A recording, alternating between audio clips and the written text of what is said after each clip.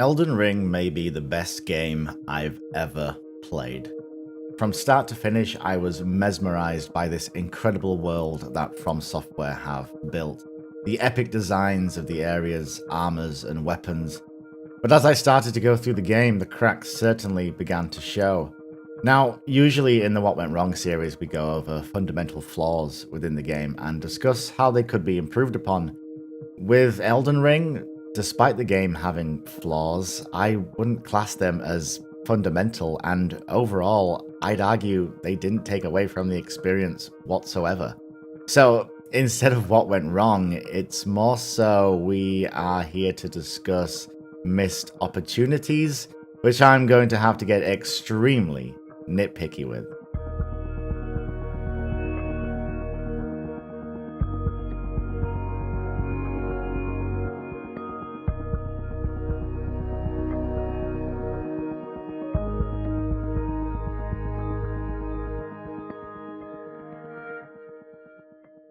We'll go over each section bit by bit and start with the PvP to get that out of the way. I've already covered the PvP in this game, which you can watch here, but to sum it up, PvP is not in a good state, and if left uncared for, will die off extremely quick. Dueling is fine and really fun, but the main draw of invasions are not good. There's a lot of prerequisites that need to happen in order for an invasion to take place, and that gate needs to be opened further. There needs to be more rewards for the players taking part, and the pool of available players, like we mentioned, need to be increased. Not every boss can be a hit, but Elden Ring has over 100 bosses, with around 70 of them being unique, which is an incredible feat on its own. The issue I have isn't with reused bosses. Obviously, you're going to have the same boss fight show up once or twice with how large the scale of the game is. My problem is the multiple opponent boss fight. Now, you've probably heard this a lot, but the reason Dark Souls 1's Smo and Ornstein worked so well together is because they were designed to have each other present in that fight. Ornstein was quick and nimble, but had ranged attacks. If you wanted to open up the gap, then Smo was slow and only really had one gap closer.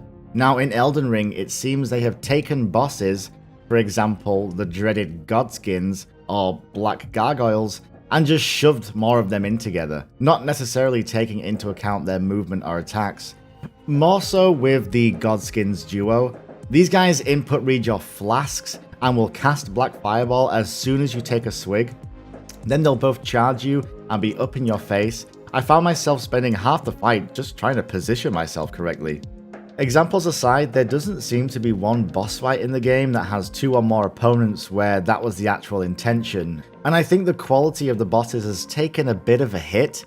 There's bosses like the Black Blade, the Dragon Lord, Elden Beast, and a handful of others which are all amazing spectacles with absolutely stunning arenas, moves, and music, and my literal only complaint, if you'd even want to call it that, is I want more of them. Fights like the Phase 2 of Ralana are such a picturesque, perfect encounter. It reminds me of the fights from Souls games I loved, Nameless King, Soul of Cinder, Artorias, and Cleric Beast. More cool boss fights because, admittedly, a lot of the bosses kinda fell flat. Now this could be something to do with how we're introduced to the bosses. In previous Souls games we kinda get a hit list of the major players in the game, so we understand who we're going after and almost why we're going after them. But the naming of characters in Elden Ring is so confusing, and maybe that's just me and my brain, but I cannot remember hardly anybody's name in this game, or at least I remember the name, but I don't remember whose name goes with who. During the start of the game, we're introduced to a select number of characters, and I automatically assume that these will be our enemies. And in a sense, they kind of are, but at the start, they're more so our peers. They're fellow Tarnished looking to take the throne or become a lord, and they aren't really the big players, so you do spend a lot of the boss encounters thinking, who are you? I love the fact that you can change some of the armor's appearance in this game. It adds the ability to mix and match and get various combinations. A true Fashion Souls experience. Admittedly, I would like to change colours of various pieces of the gear to match even more, But oh well, beggars can't be choosers. But where is the love for Torrent? I would have loved to be able to change the appearance of Torrent. They are, I'd argue, one of the main characters in the game, and they seem to get swept under the rug a lot. How many times do we actually use Torrent? A hell of a lot. They're with us for the majority of the game. Let's change the appearance of them, armor, horns, maybe even the cool footprints that the invisible beetles leave behind. I'm hoping in a future DLC it'll let us change things about Torrent. Now, speaking of, I wish Torrent got a bit more of an introduction. We're just given the ability to summon them, and in turn I think people aren't really bothered about them, and they should be because they're our trusty companion. Maybe if Torrent had a bit more to do, even if for a section of the game we lose the ability to use Torrent in some dramatic fashion, it would cement just how important they are to our journey. So yeah, I do believe that there isn't enough love for our friend. There's a lot of things that are broken in this game. My guess is soon there'll be a balance patch that'll iron out the majority of the issues, but as it stands right now, there's a select few items that just completely break the game. I'd even go as far as say the Mimic Ash needs a huge nerf, lowering the HP of it substantially. The Erdtree Great Shields just needs to be fixed. Arcane Scaling needs to be fixed, or at least re-added. The Eclipse Shuttle and how death builds up, it needs changing completely. Poison needs buffing so it's actually scary again like it is in Dark Souls 1 and 2. The Blasphemous Greatsword Ash of War damage needs nerfing to the ground.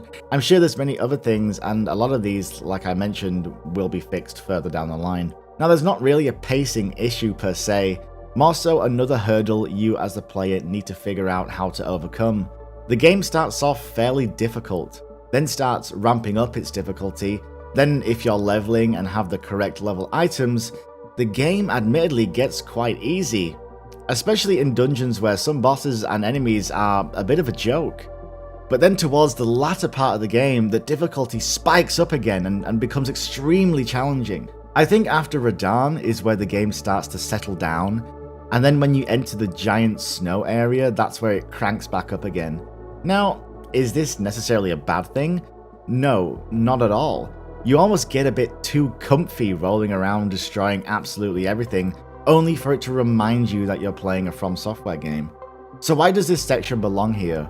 Well, it's a bit of an odd one really, and has more to do with the underground sections like Nokron. Now, please, for the love of God, don't take this the wrong way or think I'm being boastful. I want the underground sections to be way more difficult. This is an underground civilization that got banished because they were trying to manufacture their own lord. An underground landscape that's been cursed by the void, tainted with blood magic, with the ghosts of its former residents still prowling around. Now yes, some parts do very much kick your teeth in, but I'm thinking Old Hunter's level of difficulty in this area. It's absolutely stunning, and the lore is so fascinating, I just wish it knocked me down a peg, and maybe it did for you. I think one of the issues with these underground areas is you can quite easily miss them, thus you can go into them completely overleveled, which is honestly most likely what happened in my case. But I want areas I'm scared to go into, like when I blissfully wandered into Caelid. With all the powerful spells and weapons, I never really felt like the underdog towards the end. Which, come to think of it, might actually be the point.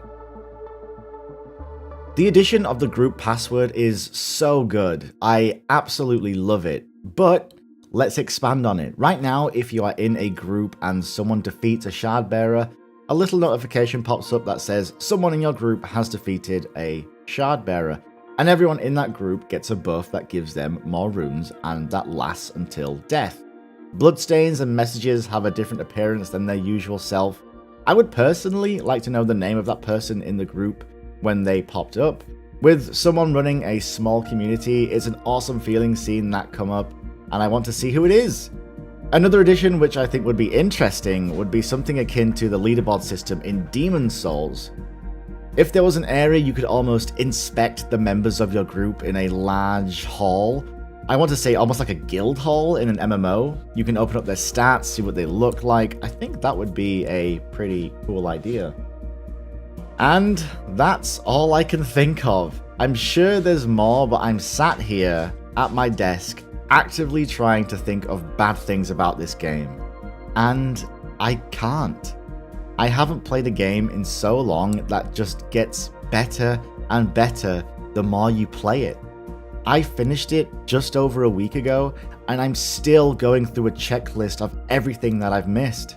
The game is huge, but it doesn't boast about it. It just is. Yes, there's maps you have to collect to reveal the area.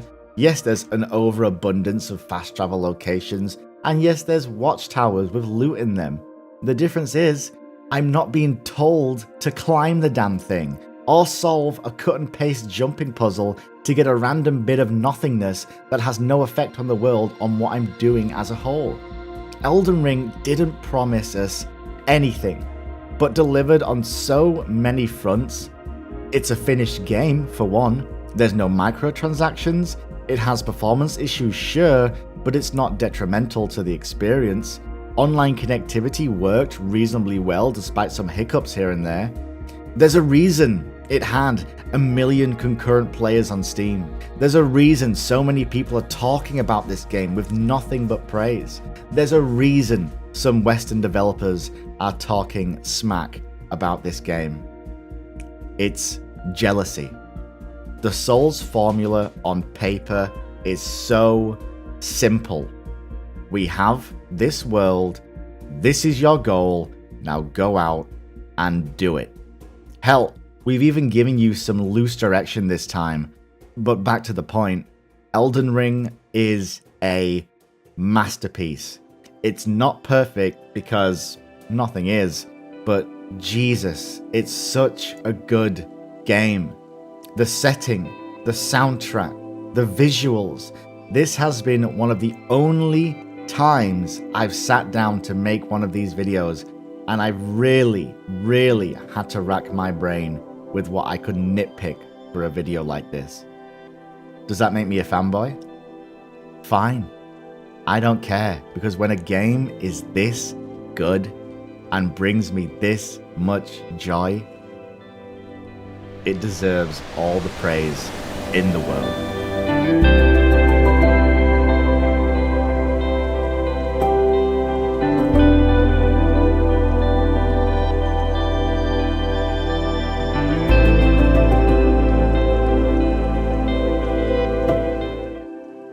Hi guys, Paragon DS here, and I'm pretty sure by now you have noticed the name change. Yes, we decided to go back to the original name. I think it just felt right. I spent years building the Paragon DS brand, and it was a mistake on my part, admittedly, to change it in the first place. But with that said, if you enjoyed the video, please give it a like. If you have anything to add to the discussion, please leave it down below. I'm positive I missed some glaring thing wrong with the game, and I'm sure you guys will remind me about it in the comments. Subscribe to the channel, and if you haven't already, join the Discord where a group of us play Elden Ring every single day, and we have so much fun. I've been Paragon DS. Take care, be good to one another, and I'll see you next time.